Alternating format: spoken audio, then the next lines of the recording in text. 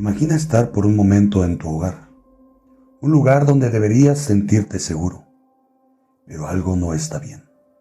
Los objetos se mueven sin razón, las luces parpadean con un pulso errático, como si algo o alguien estuviera jugando con ellas. Una puerta se abre de golpe, sin viento, y un cuadro cae al suelo sin que nadie lo toque. Platos que vuelan como si una mano invisible los empujara. La lámpara se balancea, girando lenta y siniestramente, como si algo oculto en las sombras estuviera observando, esperando. Pero no es un espíritu común que deambula en la oscuridad buscando consuelo. No. Lo que se esconde en esta casa es mucho más peligroso. Es algo que ataca, que destruye, algo que grita, que resuena en los muros con furia incontrolable, como si una fuerza invisible estuviera luchando por salir.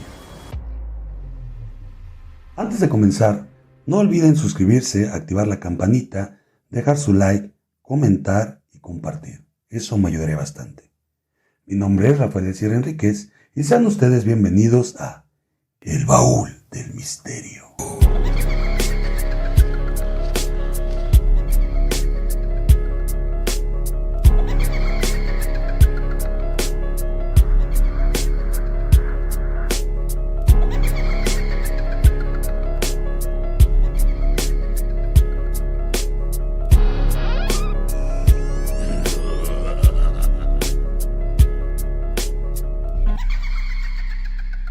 Poltergeist.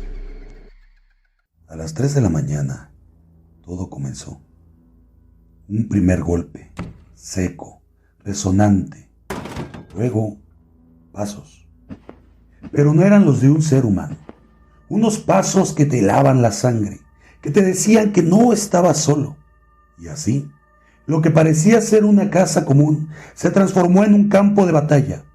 Un campo donde lo invisible destruye.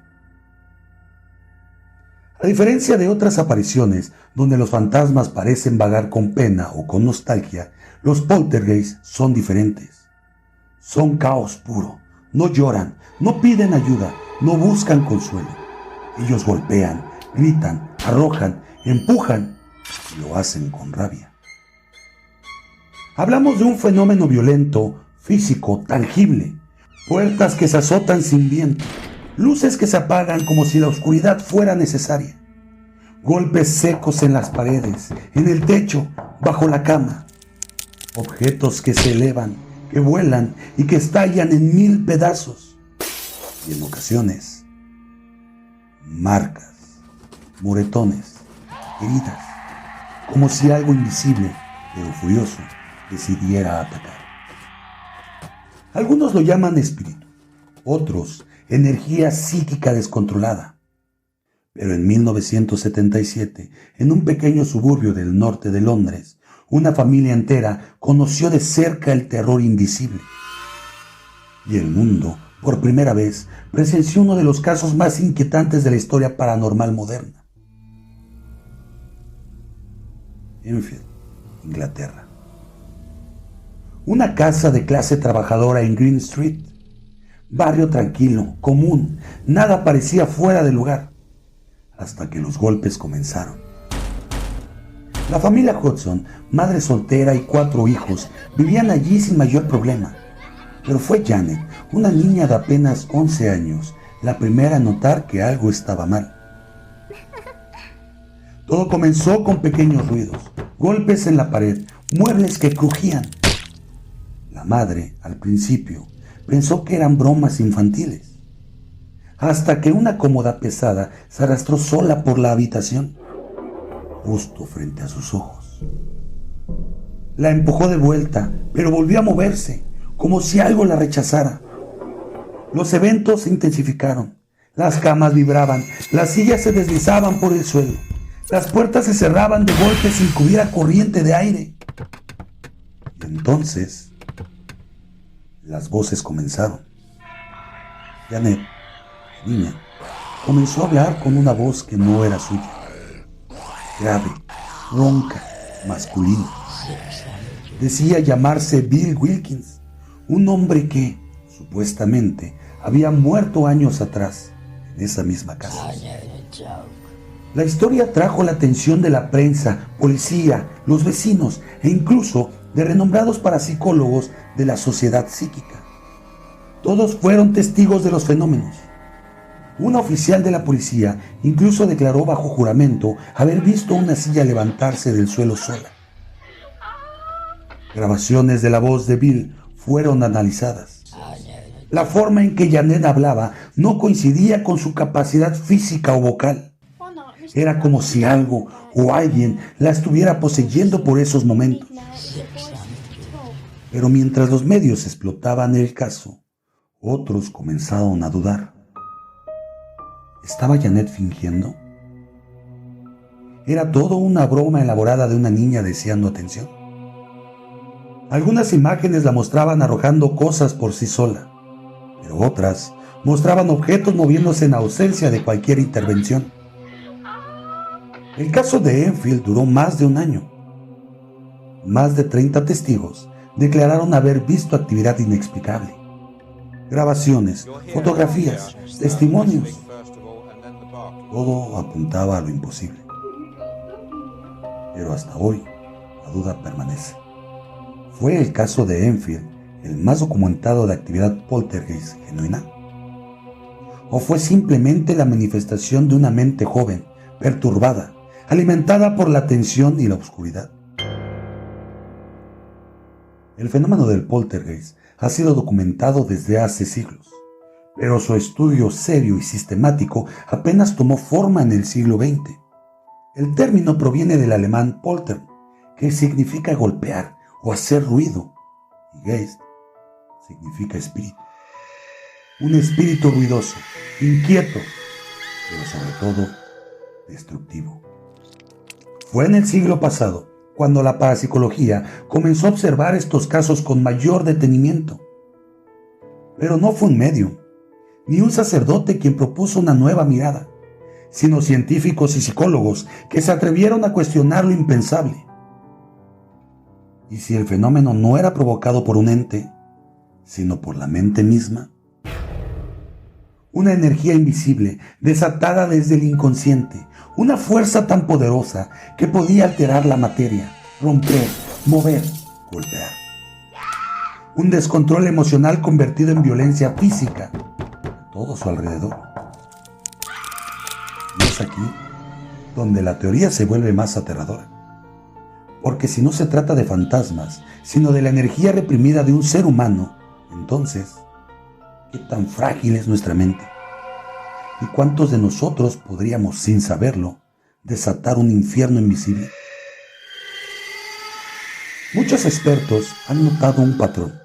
Los poltergeists suelen girar en torno a adolescentes, particularmente mujeres, y casi siempre en contextos de estrés emocional extremo. No es el espíritu el que habita la casa, es la energía que habita en nosotros mismos, desatada como un grito del subconsciente. Y este patrón se repite con una precisión escalofriante en el siguiente caso. Vayamos a Alemania, 1967. Rosenheim, una pequeña ciudad al sur de Alemania, una oficina jurídica tranquila, común, hasta que las llamadas comenzaron. Teléfonos que sonaban sin razón, líneas cruzadas, llamadas imposibles, hechas a números que nadie había marcado. Las lámparas explotaban repentinamente, como si una carga invisible estallara desde adentro. Los tubos fluorescentes parpadeaban, vibraban y luego estallaban uno tras otro. Los relojes eléctricos se detenían o corrían a una velocidad absurda. Las máquinas se dañaban sin causa aparente. Y todo esto en presencia de los empleados, clientes y abogados. Asustados, contactaron a la policía, pero cuando ni ellos pudieron explicar lo ocurrido, el caso llegó a manos de uno de los parapsicólogos más importantes de Europa, el doctor Hans Bender. Bender, escéptico al principio, colocó medidores de energía, cámaras ocultas y grabadoras. Y lo que registró lo dejó sin palabras. cambios de voltaje sin fuente, vibraciones y objetos que se movían sin intervención humana. Todo apuntaba a una fuente invisible, pero no fantasmal. Las sospechas comenzaron a señalar a una joven secretaria, inestable emocionalmente, insegura. Testigos decían que los fenómenos se intensificaban cuando ella estaba presente y desaparecían por completo cuando ella no estaba. Finalmente, esta secretaria fue despedida y con su partida el fenómeno cesó. ¿Era ella la causante de todo? ¿Fue su mente la que inconscientemente generó este caos? ¿O era solo el canal de algo más? El caso de Rosenheim sigue siendo uno de los expedientes paranormales mejor documentados del mundo, con testigos, grabaciones, mediciones eléctricas y aún así, sin explicación científica definitiva. Porque tal vez lo más aterrador no es que existan fantasmas, sino que nosotros mismos, bajo ciertas circunstancias, podamos convertirnos en uno de ellos. Hay quienes afirman que los poltergeists no son provocados por espíritus, sino por algo más inquietante, por nosotros mismos. Se asocian casi siempre con explosiones de energía emocional, una furia incontenida, un dolor que quema por dentro, un miedo tan profundo que lo intangible se vuelve físico. Ira reprimida, duelo, trauma, terror. Emociones humanas tan intensas que podrían distorsionar la realidad a su alrededor. Y entonces, los cuadros se caen, los platos vuelan y las voces brotan desde la nada. Y tú ni siquiera te das cuenta de lo que estás provocando. Pero si esto es así, si es la mente humana la que engendra el caos, entonces, ¿quién puede escapar de esto? Todos sentimos rabia, todos sufrimos, todos tememos. ¿Qué tan cerca estamos de ser la chispa que desate lo invisible? Y sin embargo, no todos los casos pueden explicarse por energía psíquica. Hay veces que lo que ocurre va más allá del trauma, más allá de lo psicológico, más allá de lo humano. Y es ahí donde la duda se vuelve escalofriante. ¿Es un ente que se alimenta de nuestro dolor? ¿O somos nosotros los que lo invocamos sin saberlo? Sea cual sea la respuesta, ambas son igual de aterradoras, igual de macabras, igual de reales. Y esa duda fue la sombra que envolvió a un adolescente en Columbus, Ohio, en 1984. Tina Reich, una joven adoptada de apenas 14 años, inestable, sensible, aislada. Pero todo cambió cuando una tarde los objetos de su cama comenzaron a volar. Primero fueron cubiertos, luego vasos, después muebles. Y todo enfrente de testigos, vecinos, amigos, incluso periodistas. Un fotógrafo del periódico local capturó lo imposible. Una lámpara despegando del suelo, flotando y luego estrellándose contra una pared. Los cubiertos doblándose solos sobre la mesa, los teléfonos sonando una y otra vez, sin nadie al otro lado. Tina decía no entender nada. Pero cuando la actividad comenzó a intensificarse y cuando los muebles comenzaron a moverse solo cuando ella estaba presente, la sospecha cayó sobre ella. Algunos la llamaron fraude, una niña buscando atención. Otros, sin embargo, afirmaban que lo que presenciaron no podía fingirse. Los investigadores que entraron a su casa salieron con el rostro pálido y la voz temblorosa. Uno de ellos dijo lo siguiente: sentí que algo me atravesaba, como si una ola de rabia sin cuerpo me golpeara el pecho.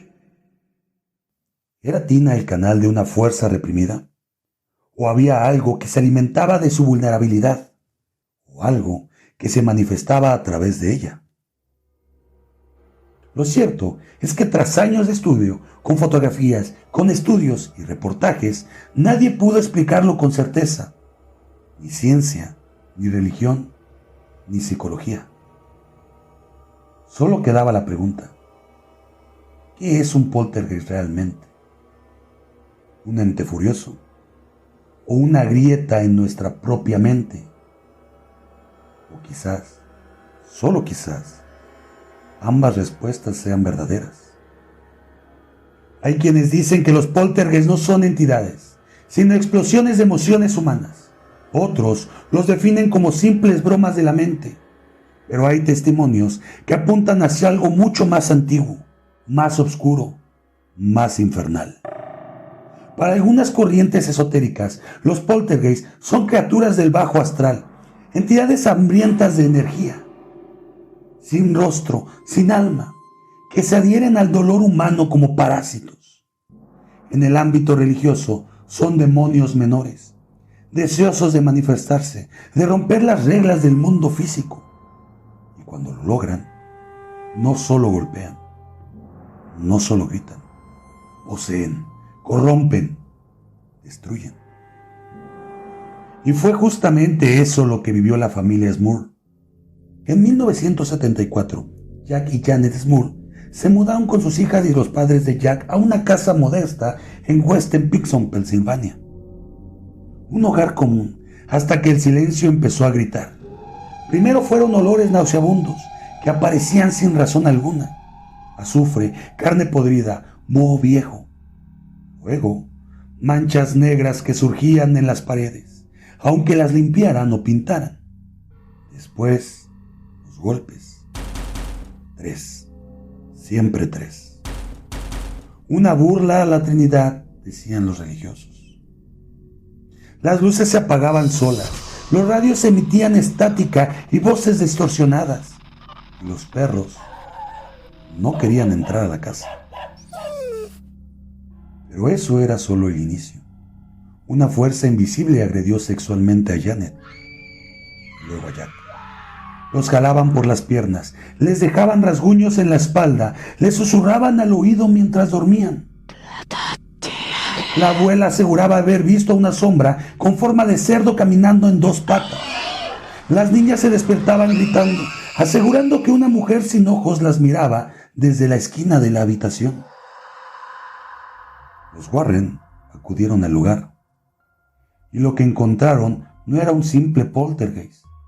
Según ellos, lo que habitaba ahí era una entidad demoníaca de bajo nivel, que se hacía pasar por varias presencias para confundir, manipular y desgarrar la voluntad de los Smurl. Durante uno de los exorcismos, Janet habló en lenguas. Los crucifijos cayeron al suelo y una voz grave, no humana, dijo lo siguiente: este lugar es mío y nunca me iré. Los Warren intentaron 3 veces liberarlos. Los sacerdotes rechazaron continuar. Los vecinos comenzaron a alejarse y la prensa simplemente se burló. Pero los Smurl nunca se retractaron, y aunque eventualmente se mudaron, la actividad los siguió. Porque cuando un poltergeist es solo ruido, puedes ignorarlo. Cuando es energía emocional, puedes sanar. Pero cuando es un demonio disfrazado de caos, no hay a dónde correr. No hay a quien rezar. Solo puedes resistir o rendirte. Dicen que los poltergeists no tienen rostro, que no son más que energía desbordada. Pero, ¿qué pasa cuando esa energía tiene intención?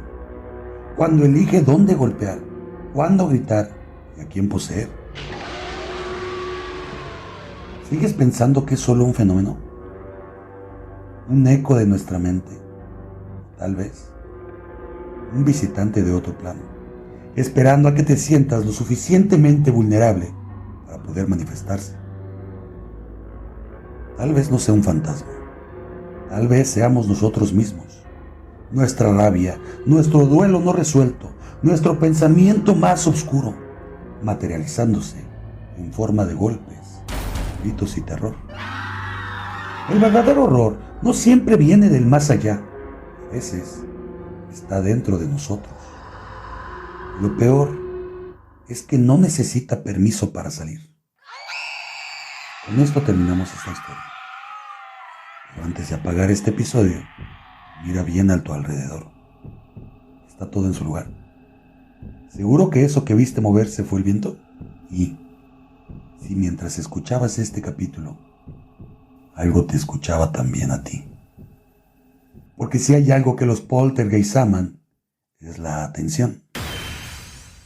No olviden activar la campanita, suscribirse, dejar su reacción, comentar y compartir. Eso me ayudaría bastante. No olviden que ya nos encontramos también en la plataforma de Spotify para quien guste escuchar los episodios con audífonos puestos. Es mucho más recomendable. Califíquenme con unas 5 estrellas y dejen un comentario. Los estaré leyendo. Me despido de ustedes no sin antes comentarles lo siguiente. Mantengan sus ojos abiertos y sus mentes curiosas. Esto fue El Baúl del Misterio.